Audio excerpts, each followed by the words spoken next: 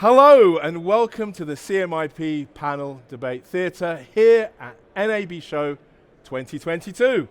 And we have a wonderful session today, Show Me the Money, monetizing the consumer in the internet TV age. So I'm going to get our panelists to introduce themselves, starting with Ralph. Hello, my name is Ralph. I'm CEO of Axenom. We are a company providing content management, content protection, distribution technologies. So, yeah, that's it. And next up is Joe. Joe Fabiano, I'm with Coherent Logics. We provide massively parallel neuromorphic processors for data processing, video processing, software-defined radio, a lot of pretty advanced technologies in the military and aerospace sector as well. Thank you. And Shiv. Hi all, I'm Shiv Sehgal. I'm the EVP of Audience Analytics at RSG Media. We specialize in what I like to call intelligent inventory management systems. And I focus on the analytics side of the business, supporting programming research, advertising research, and marketing research. And Peter. Hi, I'm Peter Doherty, the founder and CTO of Think Analytics. We're focused on content discovery, search, personalizing the viewer experiences, analytics to understand what's working and what's not working, and also targeted advertising. And Heidi. Yes, I'm Heidi Stuffen, the Chief Revenue Officer at Titan TV. We provide guide and data services and a scheduler to broadcasters. Along with that, we have two consumer sites, titantv.com and attenaweb.org, that also provide signal prediction services. That's wonderful. So this panel, Show Me the Money, we've run before in a post-COVID, happier, simpler time. And this script Pre-COVID. was probably written during that time. But I think some of the facts are true. We have seen massive content consumption over the last few years. But revenues for some broadcasters have stayed pretty stagnant in comparison to the amount of binging content. I'm going to ask, starting with Ralph, what do you see are the big trends? What's your big trend that's keeping you awake at night when it comes to monetization in the internet TV age? So what we can see, especially the requirements for the technology, is to basically be capable of mixing subscription models, advertising-based models, actually not being tied to a specific way how you actually monetize your content, especially not from the first in the first stage. So to be really capable to launch models with your content, to create business models around the content that can change from a subscription to a subscription ad to a pure ad-based to a collaboration with other service providers. So what we see is a really high demand on flexibility on technology. So that is really some trend. I don't see customers coming saying that's my business model for the next years. I don't see that. I see them maybe this, maybe something else, and there are a lot of providers of data analytics we have here in the round that actually also then make the trends, no? Tell you, okay, the trend in 2 years is different. So we have seen the rise of an advertising-led model, rapid rise in the last few years. I'll choose you, I know a space that you're comfortable talking about. What do you see as the big trend for monetization over the last few years, and where do you see it heading? Well, I mean, there's a couple trends. There's obviously the SVOD trend, where people are investing a huge amount of money to create original content. I believe a fun fact is the top 4 network groups together combined is about it's about $80 billion for original content, and that's like the GDP of Sri Lanka. So there's a lot of money being spent there, and that's obviously the SVOD side. On the advertising side, there's fast TV platforms that are coming out.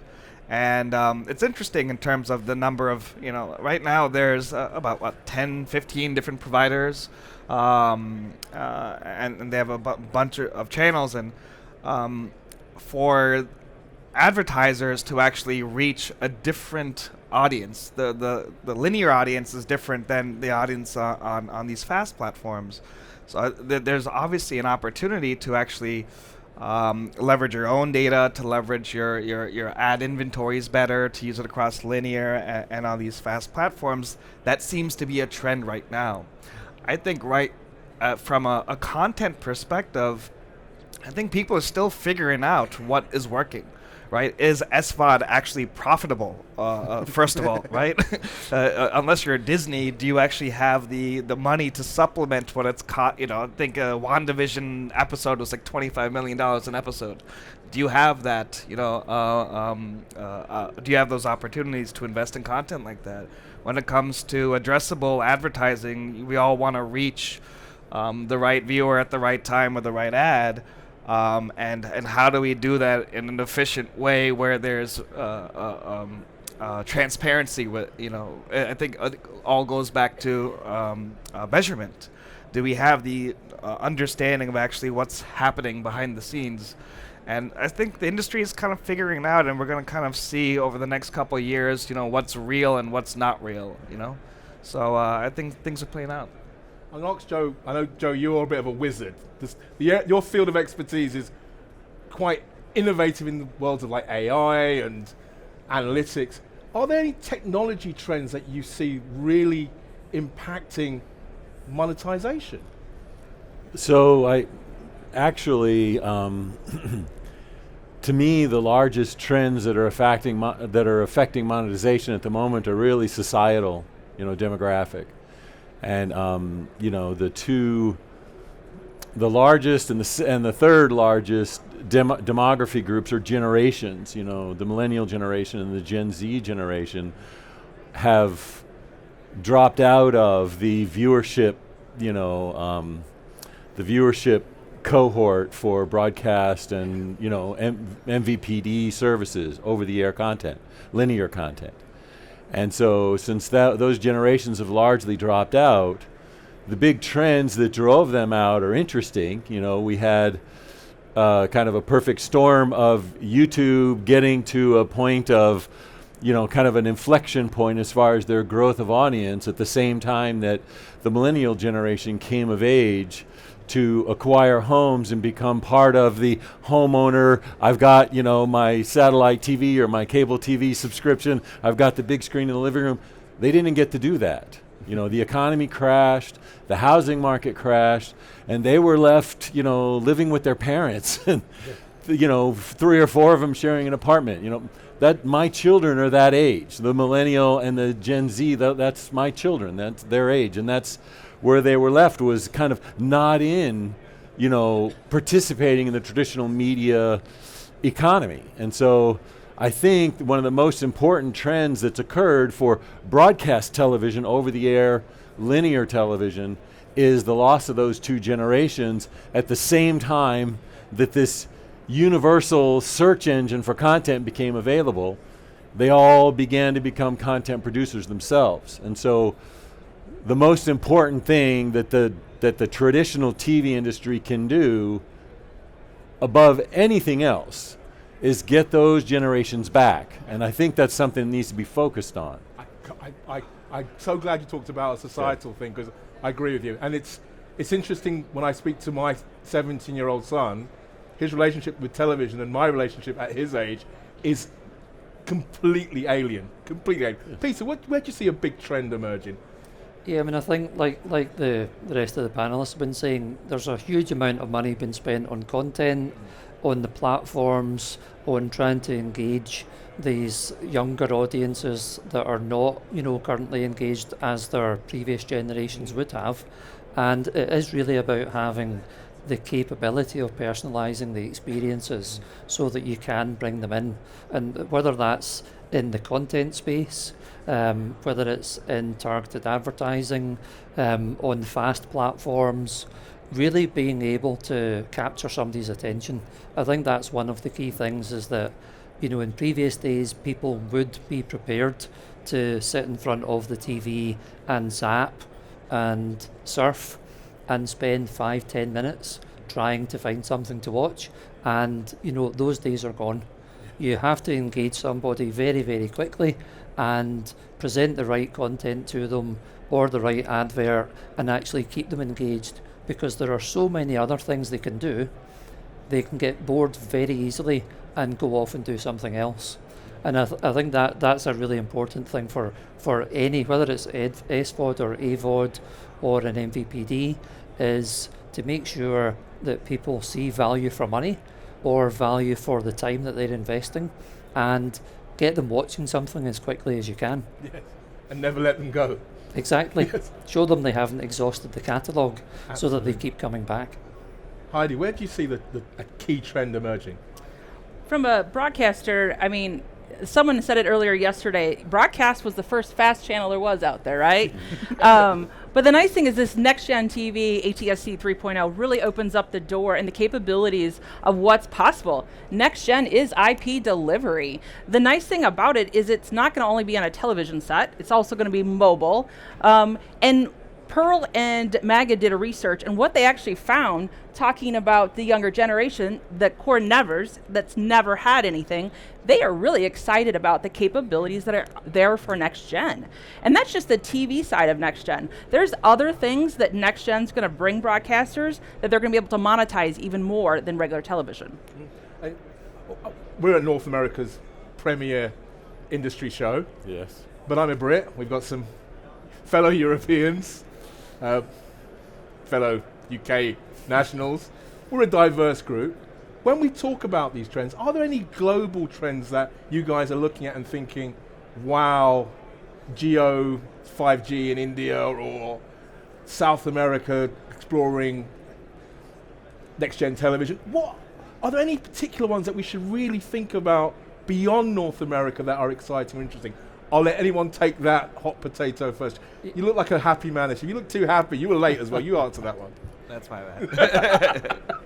Yeah, I mean, I think there's certainly interesting nuances in the industry that are happening.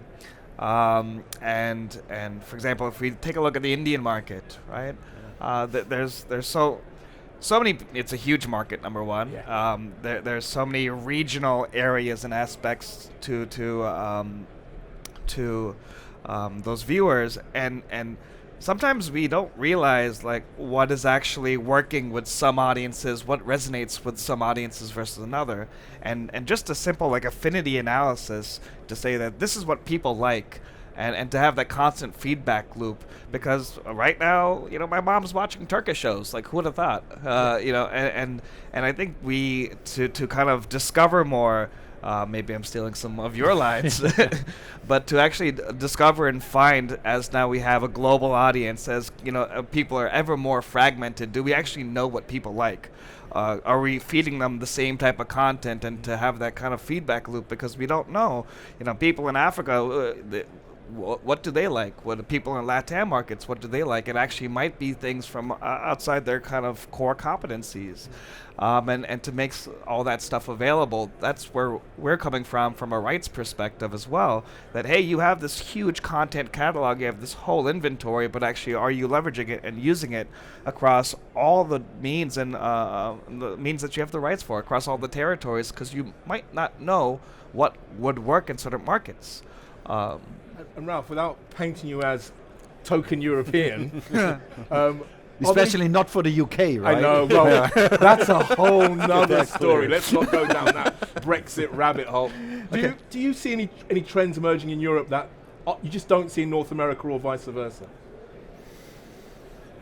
It's not an easy question, is it, really? I think what the difference is, especially in Europe, what you have to North America is that you do have more really localized content, also due to the languages that are spoken in Europe. So you have countries like, we have a subsidiary in Estonia. There are 1.3 million, 1.4 million people that have their own language, have their local specialities.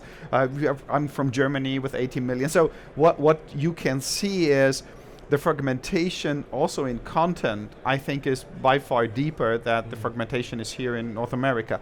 The utilization is, can you really utilize as a broadcaster that you have local content? I think definitely they do not do enough. Yeah. You can do much more. You can analyze your audience much better. You can analyze what is the audience actually interested in.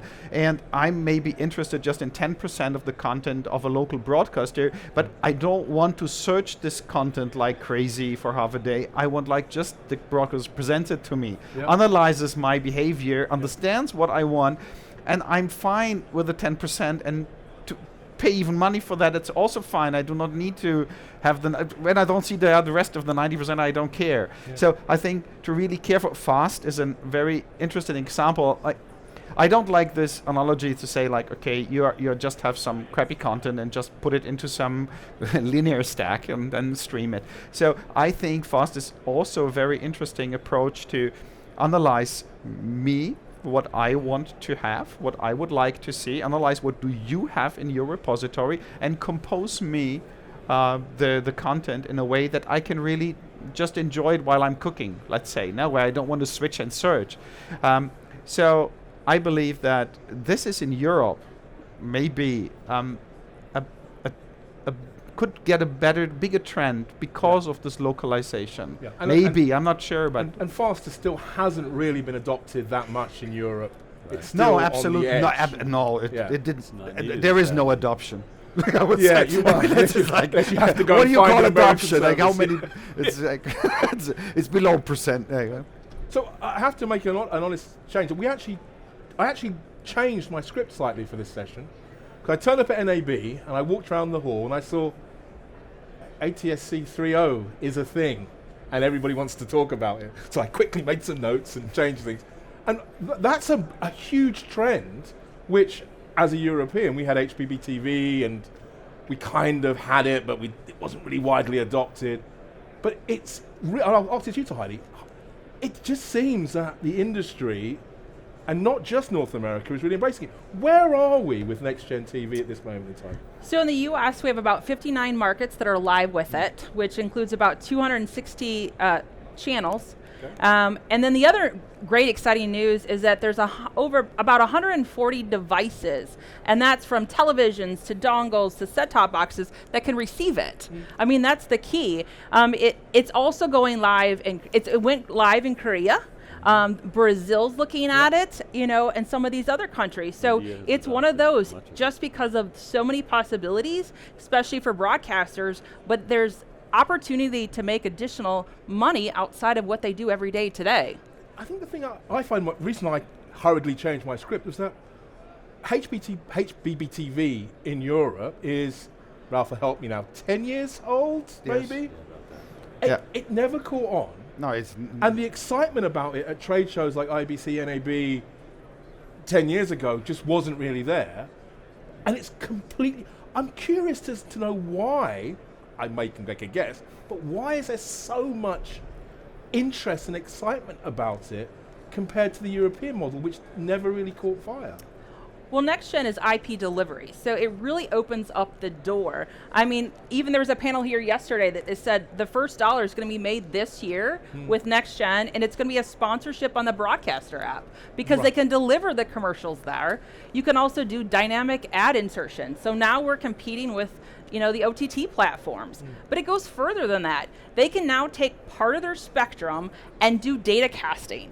So think of your big guys, the Googles, the Detroit manufacturers. They needed to do software update. Instead of using, the cell phone towers that it's one-to-one, broadcast is one-to-many. They can send that out, and they're going to bring in revenue. It's going to be more efficient and cheaper for the guys to be able to get that information out and update the software. Any other views on the OTT? I actually Sorry, on like the to build on what ATSC. Yeah. I'd like to build on what she said, actually. Our company actually helped author some of the core segments of the ATSC3 standard, I so knew you were a very wizard, Joe. intimately involved in it, and hold some of the core IP in that area. But one of the things that's really important about the fact that they're converting to an IP delivery mechanism, so it's essentially like broadcast internet out to consumer devices and consumer homes and mobile devices and venues, including IoT venues and transportation venues, et cetera.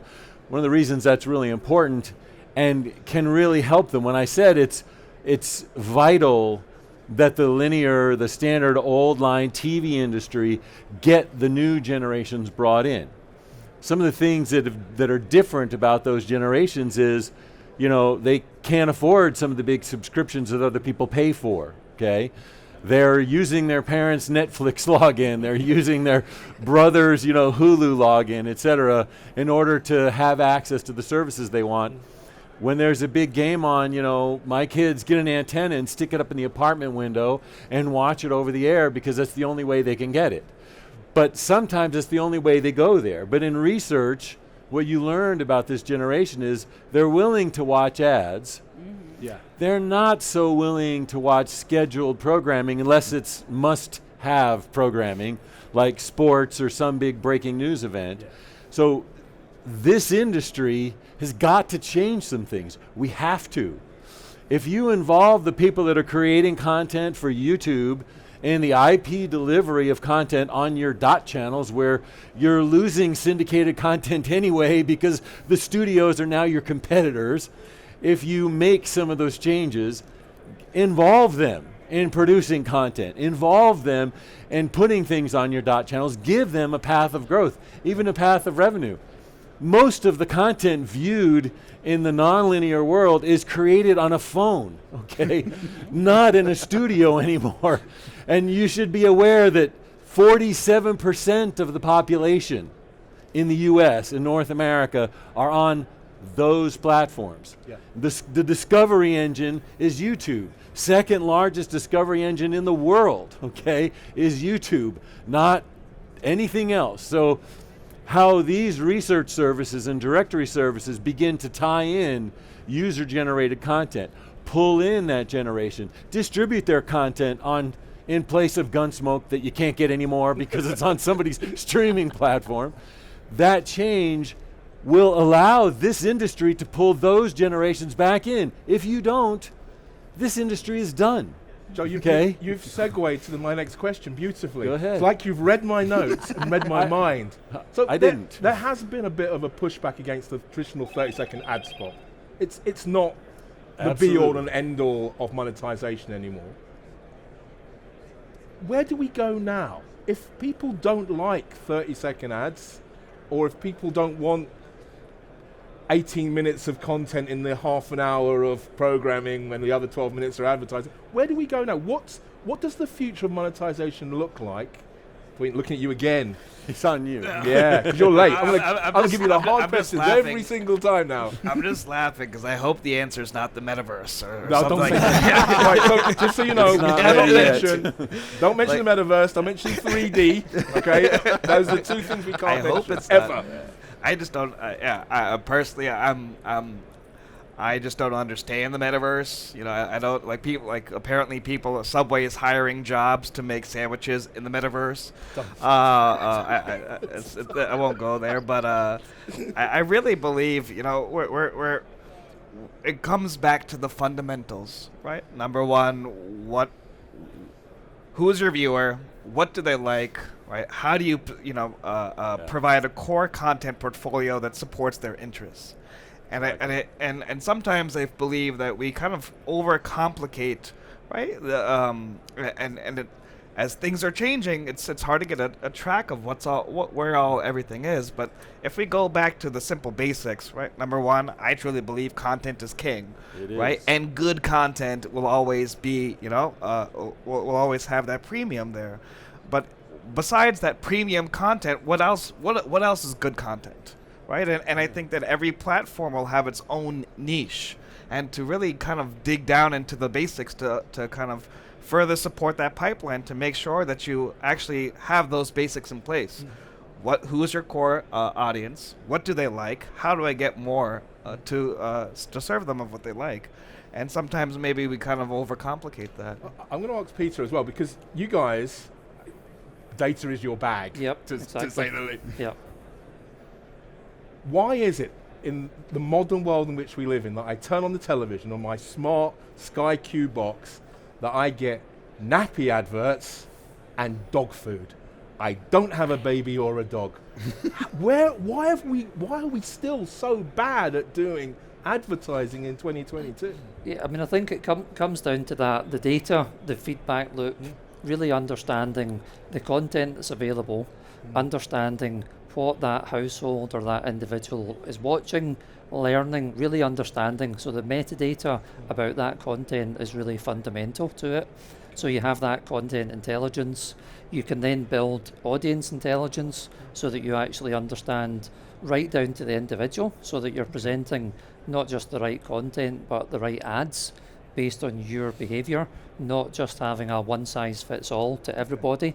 And if you have that and you become data driven, so you're using the feedback loop, you're presenting the right content to people, whether it's an ad or a TV show, make sure it's in the right language, doing it on any device that person's actually using, having the cross-device intelligence, and being able to sort of segment into those audience segments, so you can actually say, here are, you're in this audience, this is the kind of advert that you're going to be interested in, that's going to engage you, that's not going to turn you off, so that you get fed up with the advert and it actually turns you off the content.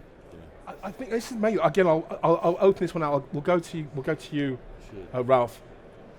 The technology has been there for a while. What I'm struggling with is why the broadcasters, OTT operators, haven't become as good as Google or YouTube. I mean, YouTube is really good at giving me targeted advertising. I get no dog food advertising, I get no nappies. It's mostly video games and video games. Yeah. What's the inhibitor? Let's ask Ralph. What's the inhibitor? Why aren't more broadcasters, OTT providers, doing better with their advertising? Let me say something controversial. Yeah, IT is king. Every dollar you put into IT will bring you more revenue later than dollars you put into the content. If you take YouTube, so if you're comparing YouTube, if you have a look on YouTube, the money they make is they make it with their technology. They don't produce content. No, they let people produce content. Sure. So, and what broadcasters do, they exclude people who produce content because the quality of this content does not fit whatsoever. That's why the paradigm needs to change. Yes. So if you have a look on that. I'm not even sure if you have a look on Netflix now, trying to get commercials in and subscription payments down and so on. So, or price down. I'm even not sure if Netflix is that what we should look at, because it's actually already aged. What you have now, I think, if you have a look on the younger generation, they want to interact. They want to, watch somebody playing a game and then give some comments to it, share it with friends, and so on. That's all technology. So you're looking at your future audience that really looks for interaction, that looks for content that is for them easy discoverable, or you directly present it to them in a way that they understand it. That you do not get dog food advertising. Now, if you get the right advertising, you may watch even. And maybe you do not get the same amount in minutes, but the advertiser is willing to pay you more if you really have a targeted audience. So I believe you do need to switch a bit of the paradigm. I'm not saying content is unimportant. Let me not put it too straight that way, but it is important. But it's the wrong show for that statement. But that's right. Oh, you're just digging your hole. Just dig that hole. Go on, Ralph. Dig that hole.